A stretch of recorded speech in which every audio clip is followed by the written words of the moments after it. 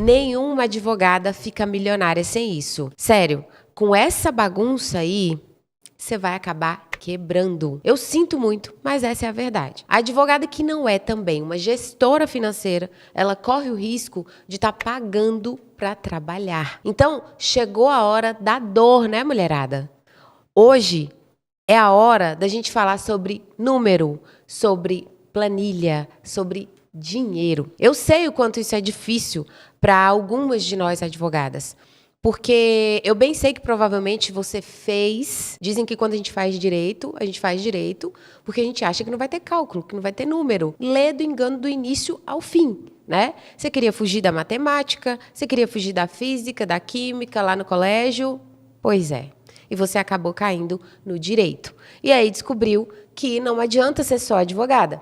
Você vai precisar, no mínimo, tá? Eu tô falando aqui, no mínimo, gerir o seu financeiro. E aí, pessoal, vocês não têm noção da quantidade de advogadas que chega na minha mentoria e um dos principais problemas é não ter ideia do quanto ela vai receber mês que vem. Ela não sabe o que ela fatura, ela não sabe quantos contratos ela fechou no mês, ela não sabe quantos clientes ativos ela tem. Quando sabe, é mais ou menos. Mas assim, ó, não saber quantos contratos ativos tem, não saber se os honorários desses contratos estão em dia, porque tem gente que sequer sabe se o cliente está inadimplente ou não, tá? Não tem uma projeção do quanto deve receber em 3, 6 ou 12 meses. Gente, não dá. Então, vamos começar agora a organizar essa bagunça. Combinadas? Eu quero te passar aqui os 3 pontos que você precisa organizar ainda essa semana, se você quiser ter um financeiro dentro aí do que vai te possibilitar crescer, do que vai te possibilitar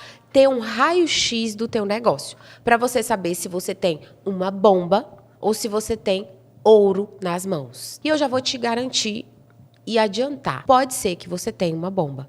Tem muita gente que simplesmente se nega a fazer esse raio-x porque tem medo do que vai encontrar. É muito melhor que você pare de se enganar, você entenda se você tem uma bomba ou não, porque é como doença. Quanto mais rápido você descobre, mais rápido você encontra a cura.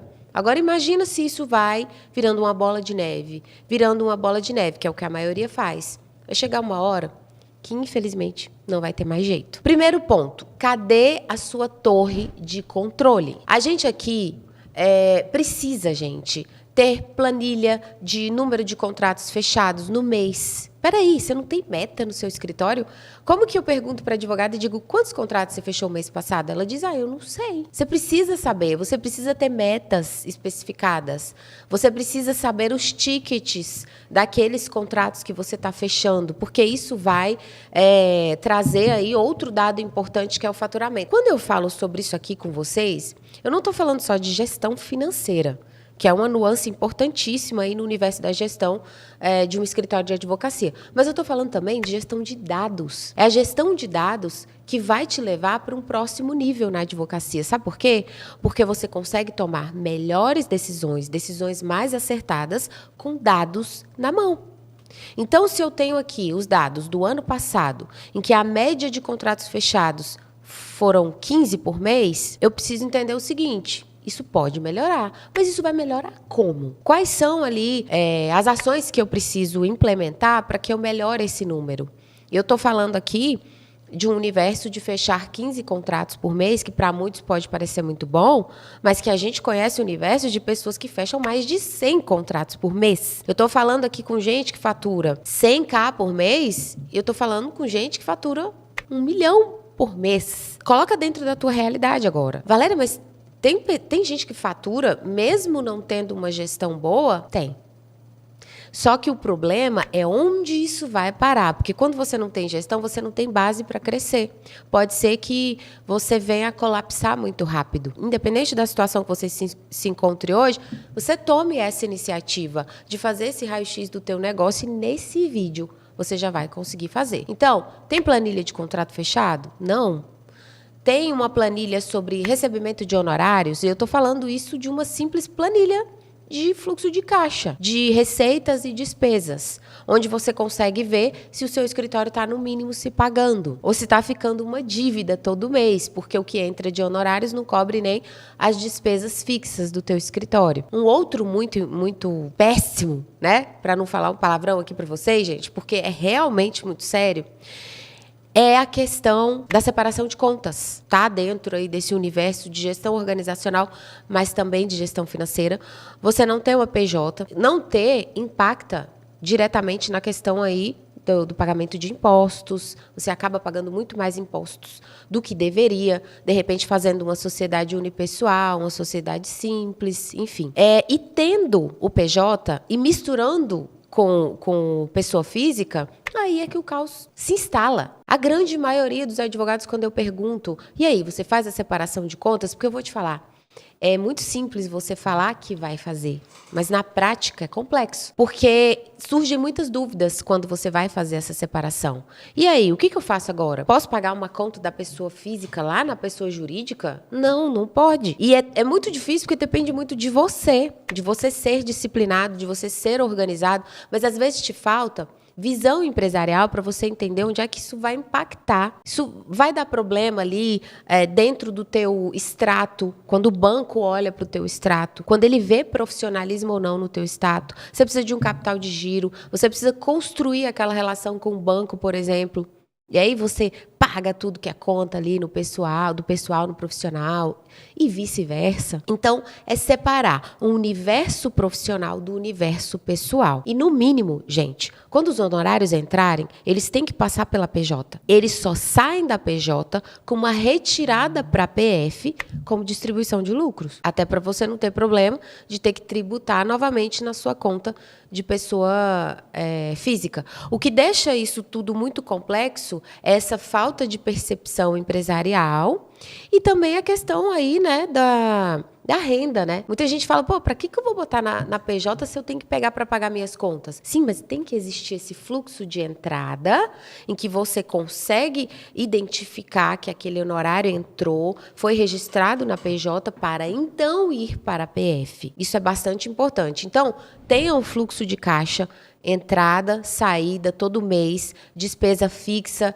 despesa variável também, para você entender aí se você está ganhando, se você está perdendo, se está se pagando ou não o negócio. Um controle ali estabelecido como meta para fechamento de contrato.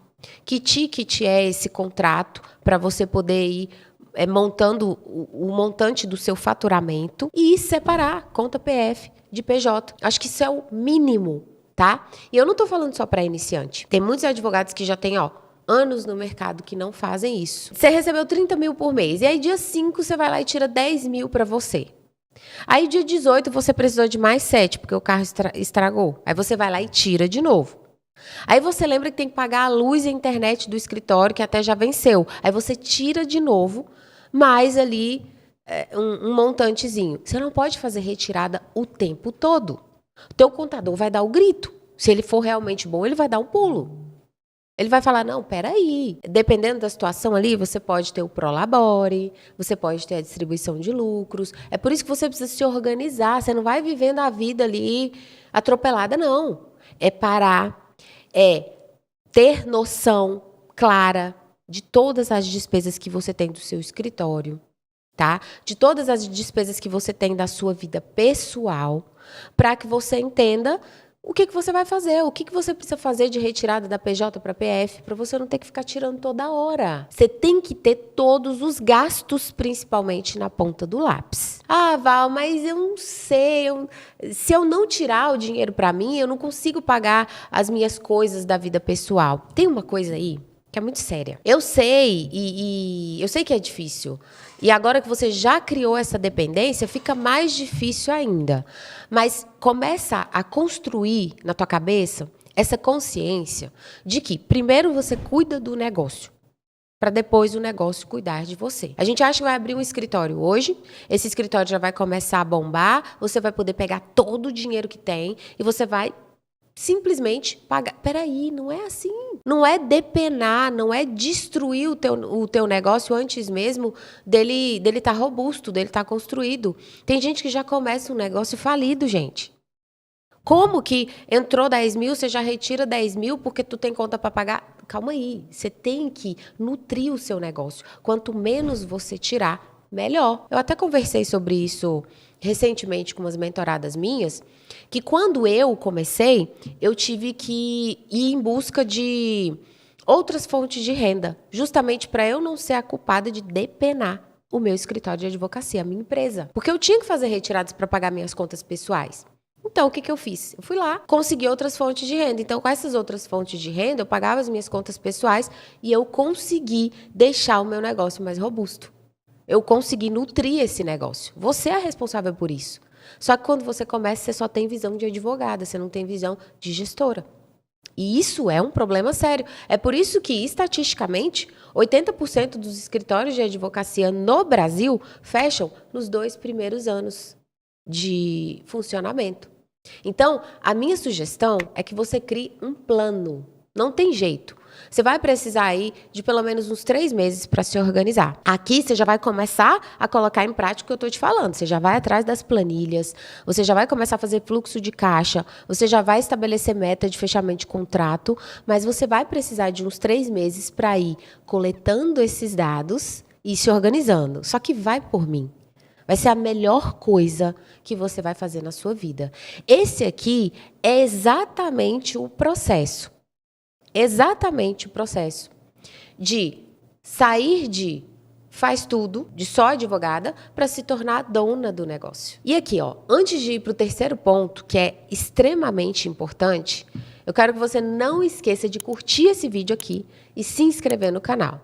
E toda semana eu vou trazer vídeos novos, super importantes, para o crescimento do teu negócio, do teu escritório milionário, certo? Eu preciso organizar os meus recebimentos para curto, médio e longo prazo. Como assim, Valéria? Não estou te entendendo. Eu vou te explicar aqui uma situação emblemática que tem acontecido com a grande maioria daqueles advogados que não têm mentalidade empresária. O que acontece? Ele vai lá, começa a fechar contrato. Existem algumas áreas que a gente fecha só no êxito. Ou às vezes você divide, e muitas vezes tem só uma entrada. E aí você vai recebendo ali pequenas parcelas nos meses. Isso é muito perigoso, principalmente no êxito. Porque quando você trabalha só no êxito, você não tem renda a curto prazo para pagar suas contas mensais. Você não tem renda a médio prazo para fazer planejamento. Você só vai ter renda a longo prazo. E aí o que acontece? Você fatura muito, mas não tem nada no seu caixa. Não existe nenhuma possibilidade de você só viver de recebimento no êxito. Um bom gestor, e agora você também é uma gestora, ele sabe que você precisa de dinheiro entrando agora no escritório. Porque isso é a saúde do negócio. Ah, mas eu estava preocupado só em fechar contrato. Mas percebe que não adianta só fechar contrato no êxito. Daqui a pouco você vai colapsar. Ah, daqui a 1 ano, daqui a 1 ano e meio vai entrar. Mas e agora? O teu negócio fica como? E como é que você vai organizar isso, então? É simples. Você precisa saber e conseguir vender diferentes soluções no teu negócio. E aqui entra o que eu chamo de portfólio de serviços. Muita gente acha que é bobagem, né? Que é vitrine, que é supérfluo, mas não é. É absolutamente estratégico. Quando eu pego aqui com a minha equipe e falo o que eu ofereço no meu escritório hoje e o que eu vou passar a oferecer com essa mentalidade de criar renda a curto prazo, entrando todo mês, renda a médio prazo, de 3 a 6 meses, e renda a longo prazo. Muda completamente de figura. Então, começa a pensar em renda a curto prazo.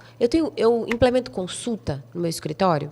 Ah, mas aí a gente vai entrar numa polêmica muito grande. Eu sou do interior, não dá para cobrar consulta, eu isso, eu aquilo. Gente, tudo é uma questão de mentalidade e tudo é uma questão de valorização do seu passe e de implementação de diferenciais para que você consiga cobrar o que você realmente quer cobrar. Mas se tem gente cobrando, o que você não vai conseguir, né? Mas vai raciocinando em cima disso.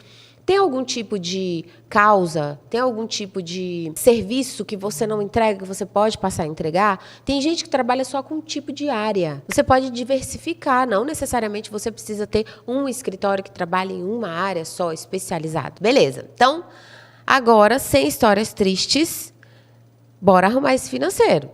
E aí a gente vai conseguir construir o seu escritório milionário. Perceba que isso aqui é absolutamente aplicável. Se você não sabe fazer uma planilha, porque assim, existem perfis, né? Normalmente, quem gosta de fazer planilha, quem gosta de ser organizado, é um advogado que tem um perfil analítico. E fiquem tranquilos, tranquilas. Eu não tenho esse perfil. Eu não gosto de planilha. Eu não sei fazer planilha. Eu sei alimentar ela, mas eu não sei. Nessa altura do campeonato, eu não estou afim de aprender isso. Então, eu pude contar com a delegação. Eu pude contar com a expertise de outras pessoas. E aí você pode pedir ajuda para alguém. Ah, mas eu ainda não deleguei. Delega para o marido, para o primo, que sabe fazer uma planilha, constrói essa planilha e começa a alimentar ela. Dentro ali da mentoria, a gente tem todas essas planilhas já prontas para a gente entregar para os mentorados também. Então, não coloque empecilho para pôr esses 3 pontos que eu te passei nesse vídeo aqui aí em prática. Porque colocando, você vai ter ali certos desafios, mas é como eu falei, vai ser a melhor coisa que você vai fazer por você e pelo seu negócio. Mude essa mentalidade, começa a executar e eu tenho certeza que a construção do seu escritório milionário começa aqui, nesse vídeo de hoje. E claro, estarei aqui te esperando para o próximo vídeo que vai ser tão bom e tão profundo quanto esse. Até lá!